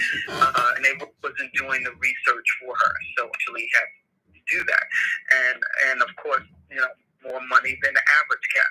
So it is, outside of the learning skill, the survival skills in water, that you want to do these clinics and teach other kids how to survive in water. It's also being able to supply the needed things for these children to be comfortable, right? Where they can come in the water with their braids, with their, their afros, whatever they have, and be able to be able to be in the water. Right on. And it's a big factor. Yes. So her GoFundMe page, it's Shyla. Somebody, if they can't type. Somebody post this up while she say this. I need y'all to repost this. Tag my page. I'm still get back on social media. Good. The name of her non-for-profit. Yes. The name of her non-for-profit is Splash for Life. Splash And, with an S. She's looking for Splash, SPLASH. Splash. FO Life. LIFE. Splash for And Life her is a name non-for-profit. Shyla, so if you just yes, that's the non-for-profit. Any donations, they're a tax write-off. Her goal is to reach 10,000. She's almost halfway there at this point, and she is shooting to see if possibly she can come to Chicago when she has those funds and supply children with swim caps, Splash for Life swim caps, and prizes. The kids would receive backpacks and slides and slippers and all that kind of stuff, and do clinics with children of all ages from the community, where they would be partnered with instructors to learn the fundamentals of surviving in water. So obviously, if it's done over the course of a weekend, they're not going to be maybe avid swimmers, but we want to at least walk away with them understanding, having a love for water, in addition to being able to survive in water. Because our kids, unfortunately, in the summer are very high in the death toll of not knowing how to survive, and they drown throughout the summer. So we want to save some lives and also have some fun with the community. Right on. And I think I mentioned earlier the history about even with the pool. So I'm looking down the road too later on. We still going through some battles in regards to make sure that Chairman Fred Hampton pool, we try to the status on that. But meantime, between time, it's another sister I want to get her on here, which I want to go in depth with this politics of the pool. And I want to set up what's the sister name? I just talked to her. I grew up with her older sister, but she deals swim pools and everything else, all that stuff too though. But I want to connect y'all and I want to get this happening soon again, because y'all, everything is intertwined. We talk about what's going on in the streets, people bored, what they're gonna do, so on and so forth, and like even you like the response, the response a lot of us get, they tell me the pool's not open because ain't no lifeguards there. You know what I'm saying? And I be riding past Washington Park, all that. I say, man, it be so hot. I say, man. And like I say, we want to make it culturally cool. You know what I'm saying? Again, we talking swim pools and everything. So we got this young sister, 16 years old. Right on. You got she got that poster, Splash for Life, GoFundMe. But that's the non-for-profit. Is that the GoFundMe too? They can find it. Is that right? Yeah, it's on GoFundMe, and that's the name of the non-for-profit. Splash for Life. It's on GoFundMe, and I'll text you the link to the GoFundMe as well. Okay, well, I want to get that up there now. Though, can you say? I said the actual GoFundMe. Now, I want to say that now because I want somebody to type that while we online. What's the actual GoFundMe? Is it? GoFundMe Splash for Life. GoFundMe Splash for Life. And somebody just posted. Somebody just posted. But I think it's FO, like and not FOR. FO Splash for Life. I think it's FO. So man, right on. And again, I appreciate her coming out of the water for a few minutes to talk to us on land. Because every time we see the video footage, she's standing in the water swimming. And I want to make sure I want y'all to repost this. You know what I'm saying, and see what you in regards to support. Put this out. You know what I'm saying. Hit the GoFundMe.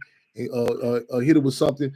I've been getting the report that what I'm saying, that even she been pushing line, even her peers, the youngsters.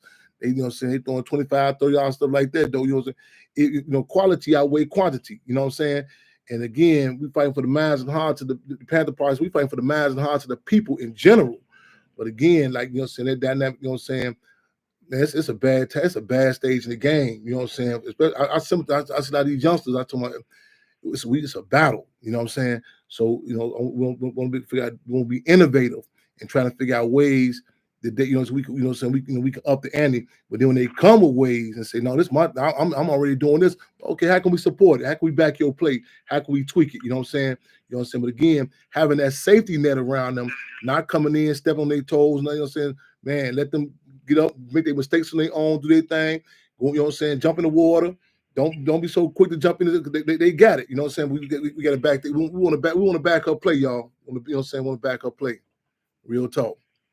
Real talk. Is it any is there any footage of her like the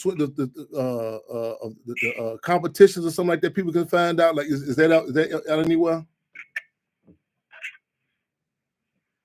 Excuse me, repeat that question.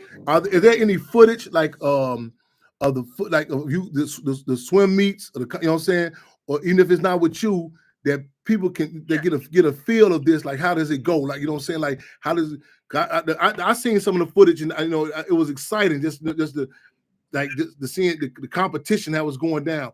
Is this something with you or something that people can relate to this and see how these swim meets, how they operate? Sure. What I can do is, so Shyla just competed last weekend. I can send you, she competed in a group of 92 swimmers from 15 to 22 in the 100 breaststroke. And she started the first in the swim meet within her age category out of the 92. So I can send you that video so you can just see her competing. That was her last one. And this weekend she'll be swimming with her team Friday and Saturday. So there'll be some new footage as well. But I'll send you that so maybe that can be shared so people can see her swimming. And she's working hard on her skill, but most importantly, the kids will probably not be swimming like that. It's, 10 years in making, but it's really about them getting the basic skills. And I'm sure that we can accomplish that, within a day or, over a 2-day clinic, however we structure it, if we, are able to come to Chicago and share that with the kids there. Yes. But definitely I have that footage and I'll make sure that gets to you. Right on. Hey, that visual, just to seeing that's inspiring. Jacob Blake, I just seen you. Jacob Blake, are you still on? Get word to our people down in Montgomery, man. Down in Montgomery, Alabama. Get word to our people. Tell Tina and them. I want to see if we can connect Shiloh with brother Aquaman down there. He can help become like everybody knew Aquaman down there when he swam through that water. So we want to do Chicago. We want to hit all the places, but I want Chicago and Montgomery, Alabama. You know what I'm saying? If I can get because see, sometimes you need that symbolism. We want to make this culturally cool about this swimming, y'all. You know what I'm saying? And I can do another this to survive, like the basic stuff, But I'm down, you know what I'm saying? Some of the adults, so we go check it out too. But again, we gonna get them youngsters ready, y'all, because again, we know it's gonna be a hot summer, man. We all about about Chicago. We heard, this is what we want to talk. We heard about already, so the weather ain't even broke yet, and how the old saying go, idle mind, playground for the devil. You did, and we want to get some innovative tactics to get them involved. Man, the swimming thing is a phenomenal move. So again, I commend you, sis. I commend her. Commend the fam. Again, I wanted her to come in objectively. I got love and respect for you, you, her, the entire family. But again, we're proud of her and looking forward to moving forward this year. I need y'all to reshare that GoFundMe and tap in what you can, y'all. You know what I'm saying? Again, it's inspirational. Right on. Any closing thoughts, my sister? Thank you for having me. Anytime, anywhere. I want to get you back on deck with this. I can't remember the other sister. With this pool. I got an idea already. So within the next week or two, I want to really go in depth with this whole the swimming thing. I'm taking more in depth with this here. So go in the corner, get a shot of water, and come on back out for the next round of swimming. Yeah. That's what she's actually ready to get in the bag because she just came from swimming. She got to do it all again. Well, tell her she did a great job. Continue to do what she do. We're gonna follow up. You know what I'm saying? You know what I'm saying? She's welcome on here anytime, anywhere. Yes, indeed. Yo, we live and direct. Thank you so much. Anytime, anywhere, my sister. Appreciate you and the family. Y'all repost that. Y'all go replay this. Repost this episode. It was good to be back. I've been gone for a while. I'm still getting together with my technology. You know what I'm saying? I'm supposed to have my phone coming in, but we working it out though. You know what I'm saying? But in the meantime, between time, keep your heads up, eyes on fist clenched. I'm supposed to be in North Carolina tomorrow. No, Saturday for the services of Mama Ayana. So I don't know what's the state. The airplane tickets is crazy. So you know what I'm saying? So any of my buddy pass connects, y'all, don't hesitate. Reach out to me, y'all. You know what I'm saying? I don't know if they do buddy passes no more. But I'll try and get there for Mama Ayana. But again, it's been an honor. Keep y'all heads up, eyes open, and fist clenched. What's it called? Free them all. What we got to take us out? What we got to take us out with? Oh, Eric Mays, y'all. Man, long live Councilman Eric Mays again. Y'all know who Councilman Eric. I had commented to Brother George yesterday. I seen Brother George. I said, George, you don't know who Eric Mays is? He said, no. I said, man, listen, man, Councilman Eric. And I struggled with a brother down. And they say he passed away. I said, no, they took him out. They say, well, he had a heart attack. I said, even if it's a heart attack, that man, they took him out.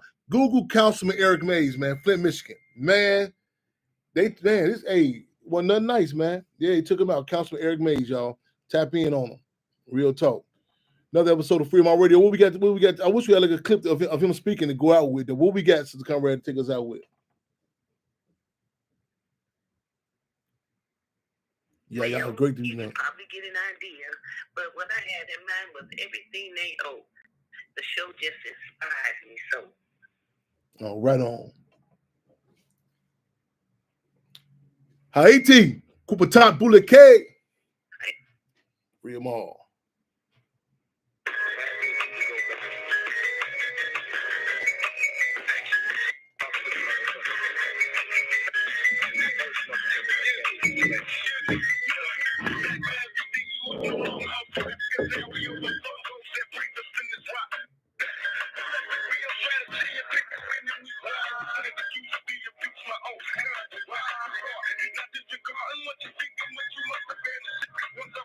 We posted GoFundMe, we posted the show.